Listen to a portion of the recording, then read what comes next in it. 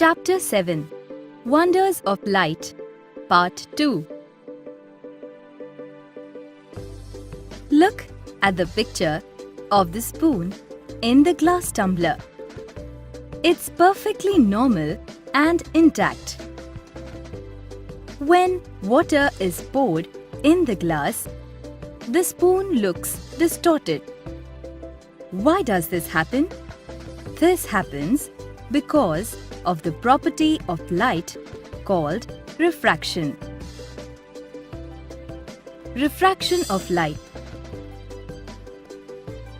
Light travels along a straight line path in a transparent medium. It travels with different velocity in different media. So, when a ray of light passes from one medium to another and falls obliquely on the surface of the second medium, there is a change in the direction of the ray of light. This phenomenon of change in the direction of propagation of light when it passes obliquely from one transparent medium to another is called refraction of light. Appreciation of refraction. A ray of light incident on a glass slab is refracted twice. From the medium of air, the ray of light enters the glass medium at the point N on the side PQ of the glass slab. The first refraction takes place at point N on side PQ when the ray of light enters the glass medium. The second refraction takes place at M on side SR when the ray of light exits from glass medium and enters air medium.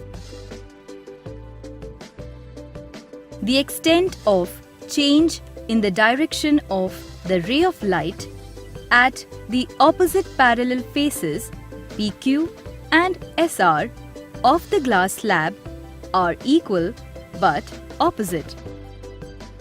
Due to this, the refracted ray emerges parallel to the incident ray but is shifted to the left side. Laws of refraction or the Snell's law. The laws of refraction of light are as follows. 1. The incident ray and the refracted ray are on the opposite sides of the normal at the point of incidence, and all three lie in the same plane. 2. For a given pair of media, the ratio of the sine of the angle of incidence to the sine of the angle of refraction is constant. This constant is called the refractive index of the second medium with respect to the first medium. Refractive index.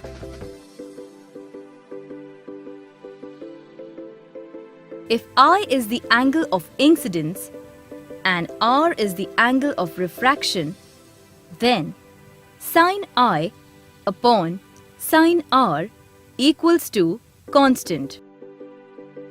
This constant is called the refractive index, represented by eta.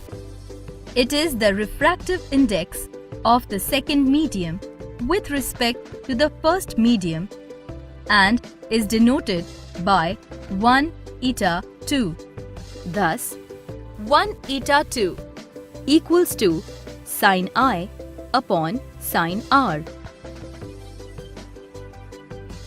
Also, if V1 is the magnitude of the velocity of light in the first medium and V2 is the magnitude of the velocity of light in second medium, then the refractive index of the second medium with respect to the first medium equals to V1 upon V2.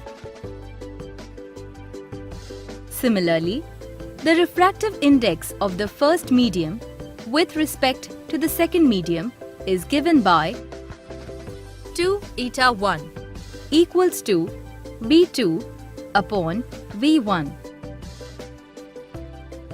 If the first medium is vacuum or air, 1 eta 2 is considered with respect to vacuum. It is called the absolute refractive index of the second medium and is denoted by eta 2. The table shows the absolute refractive indices of some material media.